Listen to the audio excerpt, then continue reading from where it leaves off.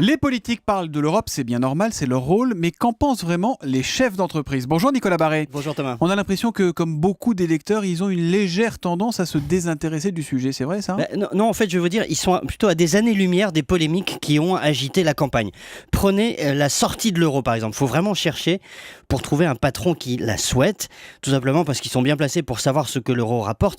Avant l'euro, si vous alliez de Finlande au Portugal en changeant votre argent à chaque frontière, vous arriviez à Lisbonne en ayant perdu en gros la moitié de votre mise. Et donc, vous imaginez bien les bénéfices de l'euro pour les entreprises qui vendent des produits un peu partout en Europe. Personne n'a envie de revenir là-dessus. Et je passe sur le reste, les taux d'intérêt plus bas, une inflation faible, donc on n'est pas obligé de changer les prix sans arrêt. Et puis en fait, pour la plupart des patrons qui sont des gens pragmatiques, la sortie de l'euro serait juste aberrante. D'accord, mais il y a d'autres sujets plus clivants, Nicolas. Prenons par exemple le traité de libre-échange qu'on discute en ce moment avec les États-Unis, par exemple, ou l'immigration. Oui, c'est un bon exemple. Le traité de libre-échange, le but, vous savez, c'est d'harmoniser les normes entre l'Europe et les États-Unis.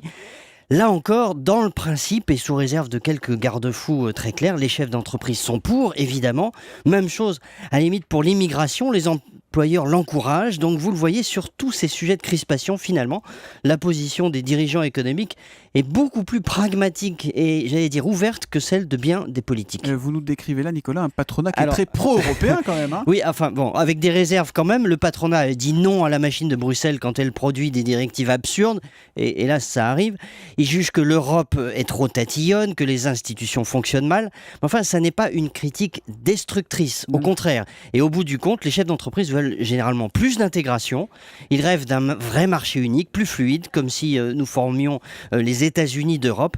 Les entreprises qui font l'Europe en ont une vision plus souvent positive que les politiques qui en parlent. Et ça méritait d'être relevé. Les patrons votent donc pour l'Europe. Un soutien critique mais clair, nous dit ce matin Nicolas Barré, directeur de la rédaction des Échos. L'édito Écho tous les matins à 8h10 sur Europe 1. Bonne journée Nicolas. Bonne journée.